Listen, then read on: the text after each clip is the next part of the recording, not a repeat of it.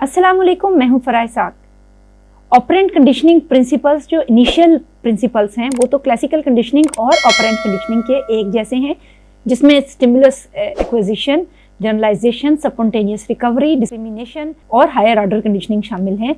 Reinforcement operant conditioning का वो principal है जो कि सिर्फ ऑपरेंट कंडीशनिंग में पाया जाता है और क्लासिकल कंडीशनिंग में कोई भी रेनफोर्सर नहीं पाया जाता। रेनफोर्सर एक रिवॉर्ड है, जो चीज़ आपको चाहिए, जो इनाम है वो मिलता है जब आप कोई एक्शन शो करते हैं। ऑलमोस्ट क्लासिकल कंडीशनिंग या ऑपरेंट कंडीशनिंग के अंदर डिफरेंस भी यही है कि दरअसल ऑपरेंट कंडीशनिंग में जो ऑर्गेनिज्म है उसे कोई ना कोई काम, कोई एक्शन शो करना पड़ता है, कोई इंस्ट्रूमेंट इस्तेमाल करना पड़ता है और उसको इस्तेमाल करने के नतीजे में उसको कोई ना कोई इनाम मिलता है, जैसा कि खाना मिलना, किसी शौक का ख़त्म हो जाना, या फिर उसको सर्दी या गर्मी से बच जाना। ये सारी चीज़ें रेनफोर्सर होती हैं। या फिर इवन हमें तो हमें किसी काम के करने के पैसे मिलते हैं, जैसे आप पढ़ाई करेंगे, अच्छे नंबर लेंगे तो आपको डिग्री मिलेगी, ये रेनफोर्समेंट है। तो anything that is rewarding for the person or the organism is the reinforcement, ये इसकी मेन डेफिनेशन हुआ करती है। रेनफोर्सर वो चीज़ होती है जो कि हमें चाहिए, यानी हो सकता है कि आपको मोबाइल लेने में दिलचस्पी है, मुझे गर्म स्वेटर लेने में दिलचस्पी है, किसी को किसी किस्म की चीज़ चाहिए, तो वो चीज़ जो हमें चाहिए और जो हम हासिल करना चाहते हैं वो रेनफोर्सर कहलाती है। और स्किनर का ये मानना था कि दरअसल वो मुहर्रिक जो हमको चलाए रखता है, हमें काम में मगन रखता है और हम उसे हासिल करना चाहते हैं, उस हासिल करने की जद्दोजहद हमारा रेनफोर्सर है और हमारे बहुत सारी जो हमारी तरजीहात हैं वो तय करता है। तो reinforcer increases the probability that an operant behaviour will occur again. एक दफ़ा हमें एक काम करने पर अच्छे नंबर, हमने स्टडी की, हमें अच्छे नंबर मिले, आइंदा भी हम अच्छे नंबर लेने के लिए और ज़्यादा स्टडी करेंगे। तो स्किनर ने इस चीज़ को, रिवॉर्ड को ही रेनफोर्समेंट का नाम दिया है। इसका ये मानना है कि अगर हमने एनिमल्स को ट्रेन करना है तो सक्सेसिव रिवॉर्ड्स, पहले थोड़ा सा अच्छा बिहेवियर शो करने पे रिवॉर्ड और फिर कम्प्लेक्स टास्क करने पर वही रिवॉर्ड मिलेगा। जो बेसिक 2 टाइप्स हैं रेनफोर्समेंट की, वो पॉजिटिव एंड नेगेटिव रेनफोर्सर कहलाती हैं, जो स्किनर ने एक्सप्लेन किया। पॉजिटिव रेनफोर्सर जो कि हमारे लिए प्लीजिंग है, जो प्लीजिंग है हमारे लिए, जिस तरह से कि इनाम मिलना, डिग्री मिलना, तालियां बजना हमारे लिए, माँ बाप की खुशनुदी, अल्लाह की खुशनुदी, ये पॉजिटिव रेनफोर्सर है। नेगेटिव रेनफोर्समेंट कि वो अगर चला जाए ना, कोई काम करने के नतीजे में वो चीज़ ख़त्म कर दी जाएगी, हज़फ कर दी जाएगी, तो वो नेगेटिव रेनफोर्सर होती है। हम ये चाहते हैं कि वो विदड्रॉ हो जाए, वो चीज़, जिस चीज़ को हम विदड्रॉ करना चाहते हैं तब हमें अच्छा लगता है, वो अनप्लेजेंट स्टिमुलस है हमारे लिए, तो वो नेगेटिव रेनफोर्सर कहलाता है। पहली क्लिप में मैं प्राइमरी एंड सेकेंडरी और टाइप्स ऑफ रेनफोर्समेंट की काफ़ी डिटेल से हम बात कर चुके हुए हैं, लेकिन आज हम सिर्फ जो उसकी एक तरह से है जो डिफरेंसेस हैं, कुछ बच्चों को बहुत कन्फ्यूजन होती है पॉजिटिव रेनफोर्समेंट, नेगेटिव रेनफोर्समेंट और पनिशमेंट की, तो मैं इस हवाले से आज डिटेल से आपके साथ ये मैं शेयर करूँगी। रेनफोर्समेंट और पनिशमेंट का डिफरेंस क्या है, या स्पेशली नेगेटिव रेनफोर्समेंट यहाँ पर अगर हम लिखें, वैसे तो हमें पता है कि रेनफोर्समेंट इंक्रीजेज द प्रोबेबिलिटी, इसमें लफ्ज़ आता है इंक्रीज करता है प्रोबेबिलिटी के बिहेवियर दोबारा यही शो होगा। अगर हमने आज मसलन आपने मामा का हाथ बटाया किचन में, तो आपको शाबाश मिली है, आप आइंदा भी उनका किचन में हाथ बटाएंगी ताकि आपको शाबाश मिले। Punishment decreases the probability that a behaviour will occur in future. आपकी जो मामा हैं वो आपसे नाराज़ हुई हैं और उस नतीजे में आप कहते हैं आइंदा मैं ऐसे नहीं करूँगी कि मैं बर्तन ना दूँ, वो मैं आइंदा भी उनके साथ हाथ बटाऊंगी। तो punishment decreases the probability that a behaviour will occur in future. ये इन दोनों में बेसिक डिफरेंस है। रेनफोर्समेंट के साथ वर्ड इंक्रीज आता है, पनिशमेंट के साथ वर्ड डिक्रीज आता है। रेनफोर्समेंट की जो दोनों टाइप्स हैं हमारे पास, positive and negative. Negative reinforcement दरअसल अनप्लेजेंट स्टिमुलस के रिमूवल को कहते हैं, और पॉजिटिव रेनफोर्समेंट जो चीज़ हमारे लिए प्लेजेंट होती है। इसको हम थोड़ा सा ज़हन में रखते हैं और हम ज़रा इसको चेक करते हैं कि इन दोनों के अंदर डिफरेंस किस तरह से पाया जाता है। यहाँ पर हमारी जो मेन रेफरेंस बुक है उसमें आप ये इसके ऊपर ज़रा गौर करें कि यहाँ पर क्या लिखा हुआ है।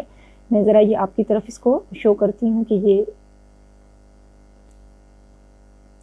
पॉजिटिव रेनफोर्समेंट के कॉन्सिक्वेंसेस प्लेजेंट हुआ करते हैं। मसलन आपने अच्छी पढ़ाई की, आपको प्रेज मिली, तो जो नतीजा मिला, आपको शाबाश दी गई, तो शाबाश देना आपके लिए प्लेजेंट था, आप दोबारा भी और मेहनत करेंगे ताकि आइंदा भी आपको शाबाश मिलती रहे।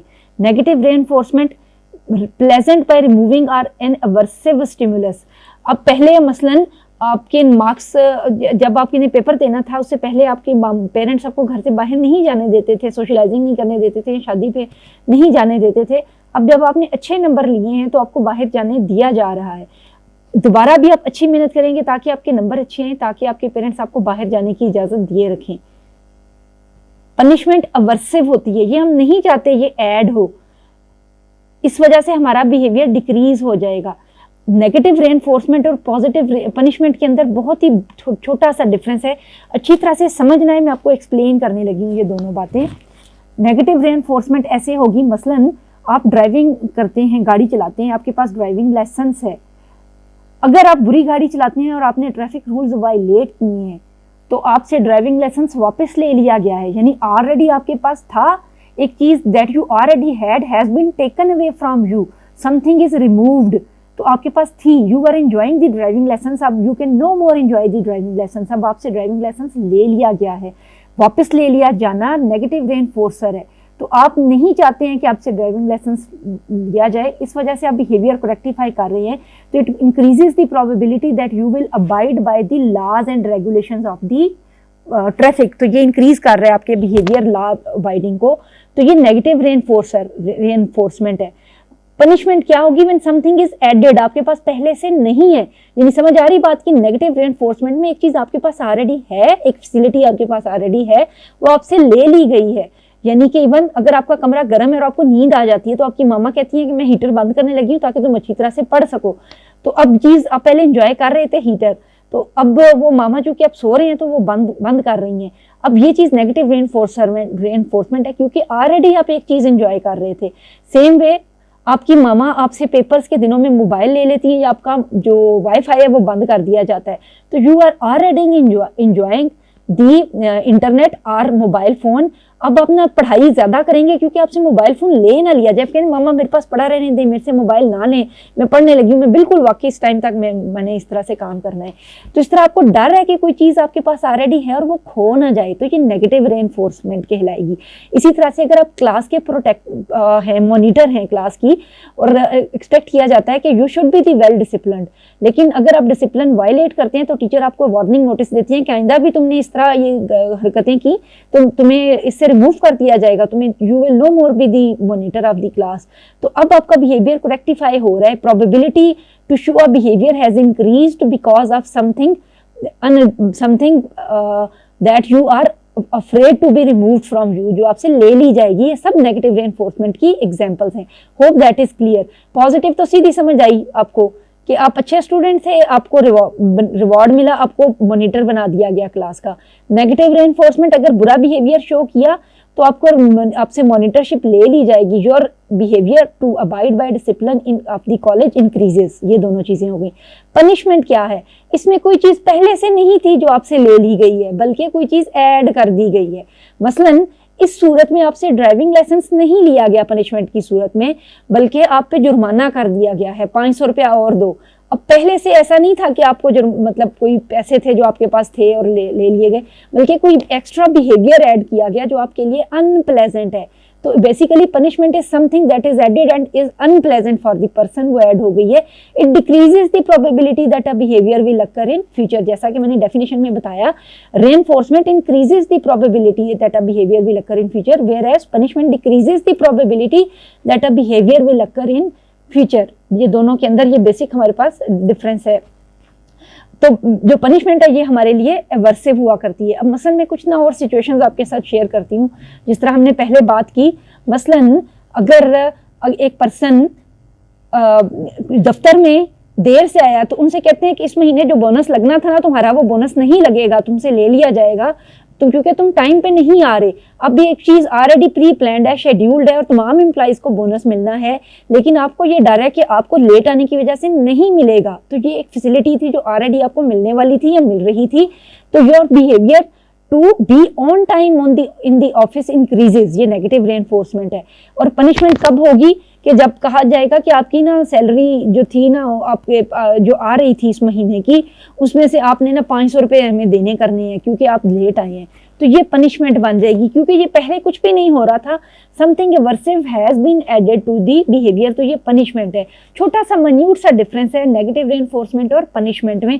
सिंपली याद अगर रखना है रट्टा लगाने के लिए, समझ नहीं भी आई तो भी ये है कि punishment decreases the probability that a behavior will occur, whereas negative reinforcement or reinforcement increases the probability। ये जो यहाँ पर चार्ट बना हुआ है। और एक्सटिंक्शन क्या है, कॉन्सिक्वेंसेज में नो इफेक्ट्स, कोई फर्क ही नहीं पड़ता, तो फिर भी बिहेवियर डिक्रीज हो जाता है। जरा हम अपनी डे टू डे लाइफ में इसको जरा अप्लाई करके देखते हैं।